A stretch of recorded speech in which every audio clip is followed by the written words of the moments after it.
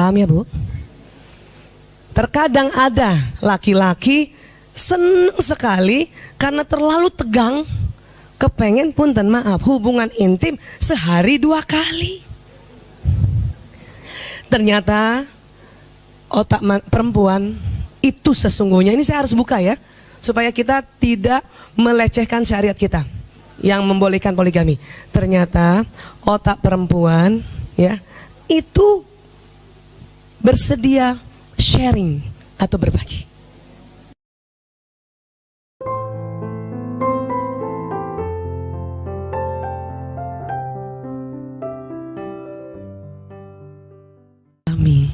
Poligami bukan dimadu.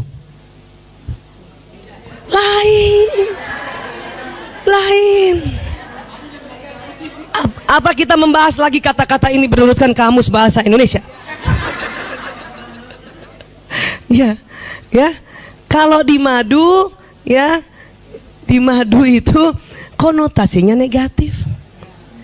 Kalau poligami konotasinya netral.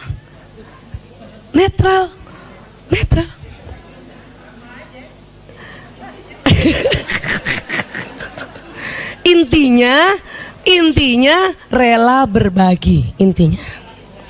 Tapi Ibu dengar ya, ini kebetulan ya beberapa tahun ini saya terus belajar tentang neuroscience. Punten ya, maaf ya. Ternyata otak perempuan itu sesungguhnya, ini saya harus buka ya, supaya kita tidak melecehkan syariat kita yang membolehkan poligami.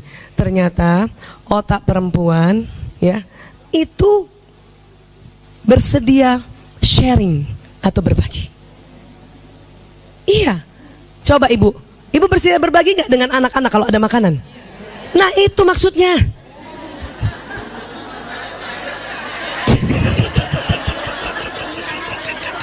Kata ibu-ibu, kalau gitu mah iya.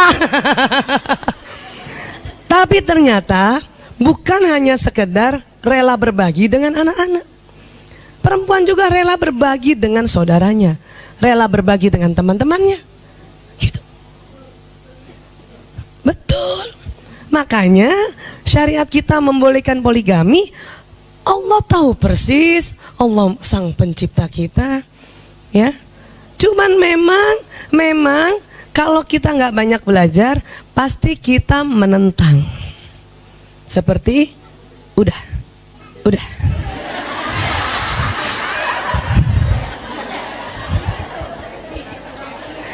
Itu kurang belajar.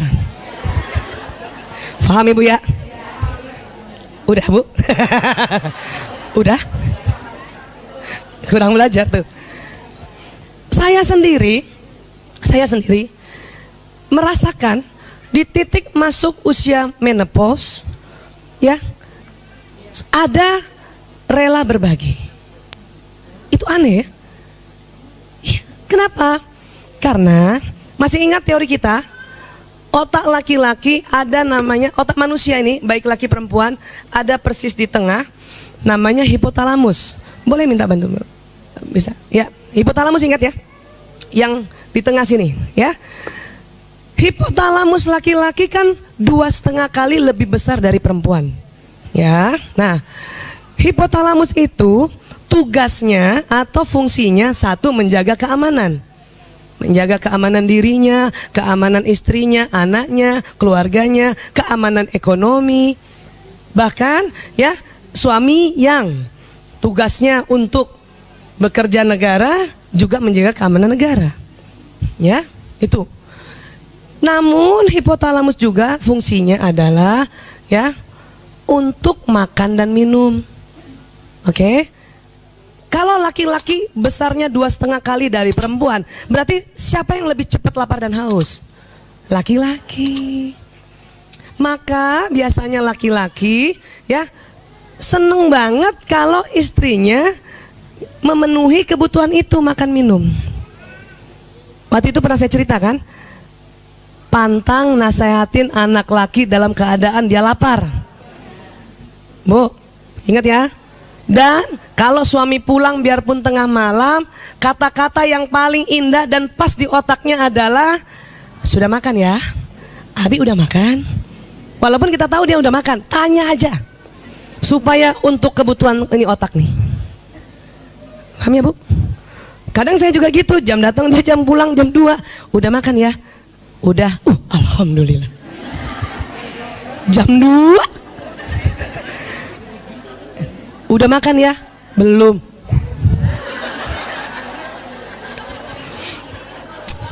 Alhamdulillah sekarang ada GoFood. Zaman dulu tuh pasti mie instan lagi tuh. Tapi suami saya sangat menyadari. Dia memilih istri yang kecerdasan naturalisnya nomor 8. Bakat masaknya nomor 8. Maka jauh banget. Dia tidak menuntut saya bisa masak. Karena kecerdasan bakat masak saya itu, bakat orang kan masih ingat pelajaran kita kan ada 8 ya. Kalau udah penomor 8 itu nggak bisa di-upgrade. Punya kecerdasan bakat masak nomor 8 ya. Masaknya kan nggak enak. Mau ikut kursus. Selesai kursus itu juga cuman 5 nilainya. Kalau gitu apa? Ya itu tadi, kembali sini. Hipotalamus juga adalah pusat syahwat birahi. Paham? Ya. Kalau laki-laki 2,5 kali lebih lebar, berarti siapa yang lebih banyak pusat syahwat birahinya? Laki-laki. Kenapa ya laki-laki begitu? Satu, maaf, sunnatullah, fitrahnya. Terus kita ada yang mikir lagi nih kalau yang terlalu kritis. Kenapa Allah bikin gitu? Nggak bikin aja itu otak laki-laki sama hipotalamusnya dengan perempuan, supaya syahwatnya sama. Bu, ibu mau suaminya yang jaga ibu atau ibu yang jaga suami? Ini tanya dulu nih. Ya, karena tugas suami jaga kita lebih besar, ya, makanya Allah buat ini besar. Paham ya Bu? Iya. Tapi otomatis juga syahwat birahinya besar. Kenapa? Ada kaitannya nggak? Ada. Apa? Buat laki-laki atau buat suami kita, pada saat dia mencari nafkah untuk menjaga keamanan ekonomi keluarganya, sangat tegang di luar sana waktu dia bekerja.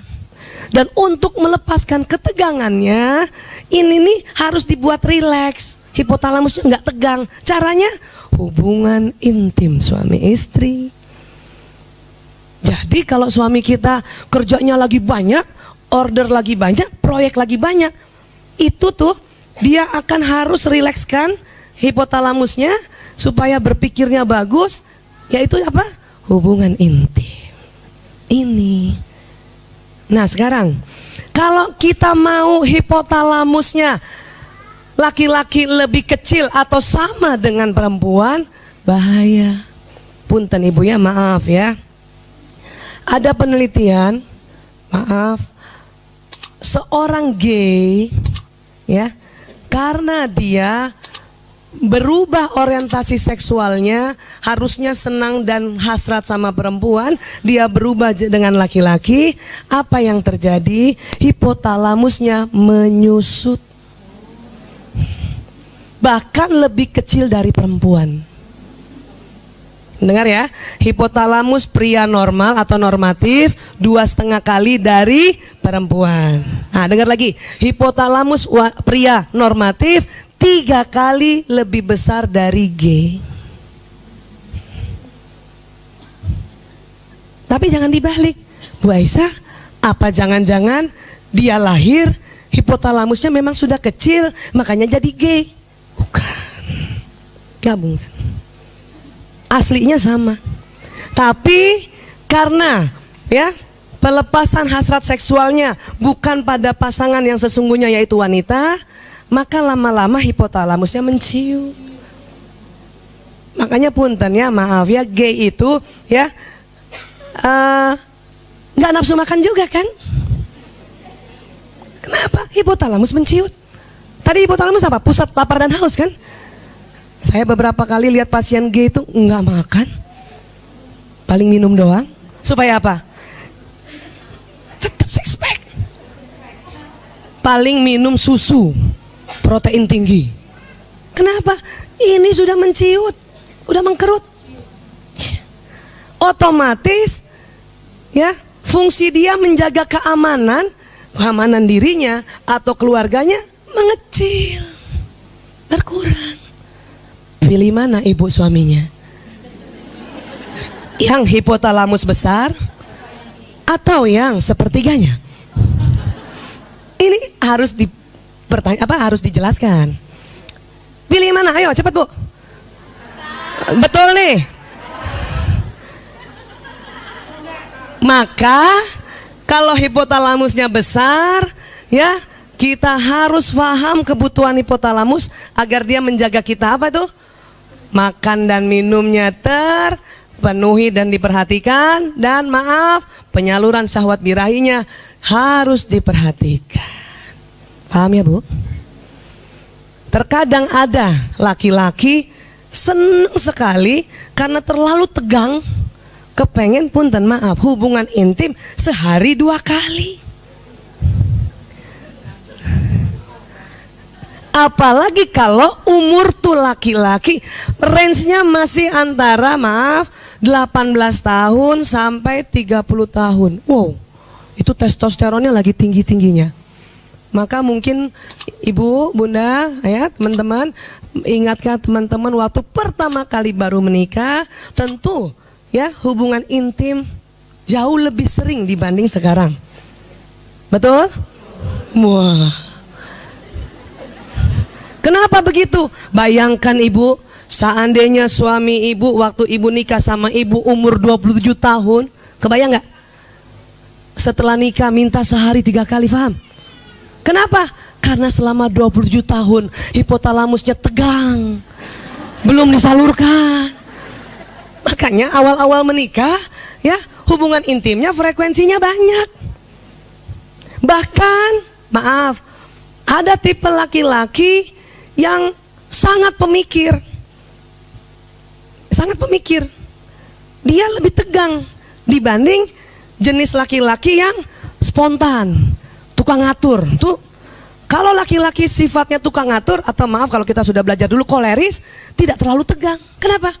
Kalau di kantor dia mau marah tinggal ngomong, pow. Makanya nggak tegang. Yang tegang stafnya. Paham ya Bu? Nah, tetapi apabila laki-laki suami ini tipenya yang pemikir, nggak banyak bicara, dia setiap di kantor tugasnya adalah berpikir, konsep-konsep, planning-planning, ya, itu ketegangannya lebih tinggi dibanding laki-laki yang jenisnya blak-blakan. Dan saya melihat beberapa tahun ini, kurang lebih 3 tahun, meriset ya, istri yang suaminya maaf tipe pemikir tadi atau melankolis, hubungan intim suami istrinya jauh lebih banyak frekuensinya dibanding yang suaminya galak atau suaminya blak-blakan. Ya.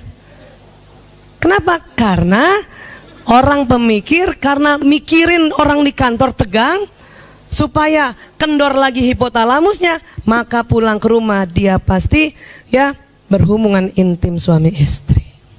Sekarang cek suami masing-masing. Yang watak apa mereka? Saya beri masukan buat teman-teman, sahabat-sahabatku yang suaminya tipe pemikir atau melankolis, baik melankolis koleris, melankolis plekmatis, please siapkan diri untuk melayaninya lebih banyak frekuensinya. Ya.